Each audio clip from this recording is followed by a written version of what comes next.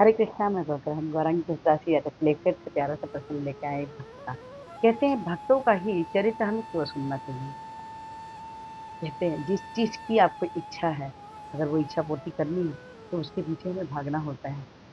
अगर हम भक्त के चरित्र को अगर सुनते हैं, उनको समझते हैं, सुनते हैं, तो हमें भी, हमारे अंदर भी इच्छा जागृत होती है भक्ति करने की।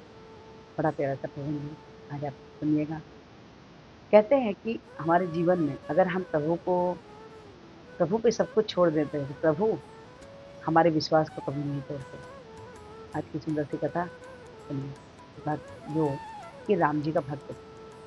एक राजा, एक राजा जो थे उनका नाम था जयमल। जयमल जी जो थे वो मेड़ता राज्य के राजा थे। राजा जो थे वो बहुत ही अनन्य भक्त थे राम जी के। राम जी को बहुत बहुत मानते थे और उनका नियम था कि वो जो है 10 घड़ी जीवन में पूजा, 10 घड़ी रोज उनके नियम था पूजा करने का, यानी कि 4 घंटे। उस 4 घंटे में उनका नियम था कि कोई कितना भी जरूरी काम क्यों ना आ जाए, कितना भी राजा का जरूरी काम क्यों ना आ जाए, राजा कभी भी अपने पूजा के बीच में नहीं होता था। यहाँ तक कि इतना भी आदेश दे के रखा था कि जो भी कोई अगर मेरे पूजा को मेरे बीच में अगर मुझे कुछ सूचना देने आएगा, मैं उसे मृत्यु दंड दे दूंगा। सभी लोग इस बात से डरते थे, चाहे बात कितनी ही जरूरी क्यों ना, लेकिन कोई भी उस 4 घंटे के बीच में राजा के पास समाचार लेके नहीं जाता, नहीं जाता। मांडोवर राज में वहां का जो राजा था, वो राजा जयमल का छोटा भाई था। ये बात उसे मालूम हो गई कि राजा जो है 4 घंटे बीच में नहीं उठते हैं पूजा के। उसी समय उसने आक्रमण किया। अब ये बात बताने के लिए राजा का सिपाही आया, लेकिन कैसे बताया, क्योंकि उसे डर था कि मृत्यु दंड कहीं मिल जाए। तो उसने ये बात रानी को बताया। अब वो लड़की राजा तक ये समाचार पहुंचा दी। तो रानी बोली लेकिन इस समय तो हम भी नहीं जाते हैं। बोली नहीं, बहुत जरूरी है। उनका भाई ही राज्य हड़पने के लिए राज्य पर आक्रमण किया है। रानी डरते हुए राजा के पास जाती है और उनको बोलती है कि आपका भाई जो है आपके राज्य पर आक्रमण कर दिया है।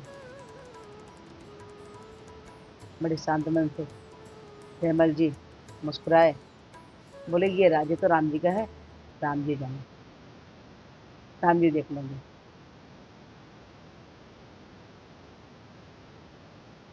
बोलकर शांत होकर अपना पूजा करने लगे। उसी समय राजा के सेना में एक सांवला था, बहुत सुंदर था नैन, बहुत सुंदर नैन का एक सिपाही घोड़ घोड़ा लेकर बाहर आया, ढाल, बड़ी सी तलवार सब लेकर युद्ध करने लगा। बात सबसे बड़ी बात यह है कि वो किसी को भी मारा नहीं। राजा के भाई के सेना के किसी को भी मारा नहीं। वो सिपाही जो था, सिर्फ उसकी आंख के तेज से ही लोग मूर्छित हो जा रहे। ये बात राजा जयमल के भाई ने देखी और समझी। वो भी मूर्छित हो गए। जब वो सिपाही उनके सामने आया, राजा के छोटे भाई के पास, तो वो भी मूर्छित हो गए। और जब ये बात आए और अपने भाई से बताया कि भैया मैं तो युद्ध करने आया था आपका राज्य हड़पने के लिए, उन्होंने सारी बात सच्चाई बताई, तो जयमल जी दुखी होकर रोने लगे। बोले अरे वो सांवले से, वो तो हमारे राम जी थे। बोले उसने युद्ध नहीं किया, तलवार लेके आया, तो ढाल लेके आया, लेकिन युद्ध नहीं किया। उनको सिर्फ आँख के नेत्र से ही सभी मूर्छित हो गए।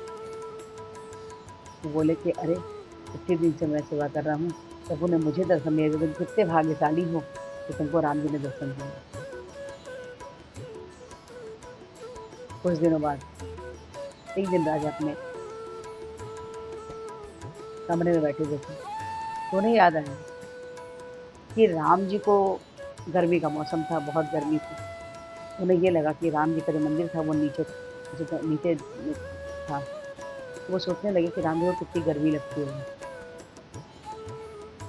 उन्होंने क्या किया कि सबसे ऊपर माले में और ऊंचा एक बहुत सुंदर सा हवादार कमरा बनाया। वहाँ राम जी के लिए मंदिर बनाया। वहाँ जाने के लिए सीढ़ी लगता था। राजा वहाँ जाते थे, सेवा करते थे और उसके बाद सीढ़ी को हटाकर सोने चले आते थे रात में। एक बार रानी की इच्छा हुई कि चल के देखे तो कि राजा आके मुझे भी वहाँ जाने नहीं देते, वहाँ किसी को भी जाने का इजाजत नहीं था उस कमरे में, सिर्फ केवल राजा ही जाते थे। वो सीढ़ी लगा के रानी के रूम में गई, ऊपर रूम में गई, देखिए एक छोटा सा सुंदर सा प्याला सांवले रंग बिस्तर पे सोया है। रानी नीचे आई, राजा को ये बात बताई। राजन ऊपर वाले कमरे में जहाँ आप सीढ़ी लगाते हैं गई थी देखने के लिए कि वहाँ है क्या। तो मैंने देखा एक सांवला सा लड़का वाला बिस्तर पे सो रहा है। अब कितना सुंदर था, कितनी सुंदर उसकी मुस्कान थी, नींद में भी इतना सुंदर दिख रहा था। राजा गुस्सा होने लगे रानी के ऊपर। तुम क्यों गई लल्ला को परेशान करने के लिए, तुम क्यों गई लल्ला को परेशान करने के लिए। लल्ला विश्राम कर रहे थे। जब हम संबंध बनाते हैं तो प्रभु संबंध निभाते हैं। राजा ऊपर से तो गुस्सा हो रहा था लेकिन मन ही मन सोच रहा था कि चलो आज राम जी ने हमारी रानी को भी दर्शन दिया। ये प्यारा सा प्रसंग और कथा कैसी लगी आपको, अच्छी लगी है प्लीज़ लाइक कीजिए, शेयर कीजिए, सब्सक्राइब कीजिए और इस वीडियो को तक प्रार्थना कि हमारे पद को चार्ज में हरे कृष्ण हम जब बोलेंगे कुछ इस प्रकार से हरे कृष्ण कृष्ण कृष्ण हरे हरे, हरे राम राम राम। तो हरे कृष्ण नाम जपिए, कृष्णा की जपते बच्चे बनेंगे। आज से एक माला जपिए और जीवन बदलाव देखिए, अच्छा लगता है। दो जैसे चार चार से छः, छः से आठ, आठ से 16, जैसे 16 माला पहनेंगे हित पास कृष्ण की होनी कर दी जाएगी। तो आज से एक माला जपिए। हरे कृष्ण राधे राधे।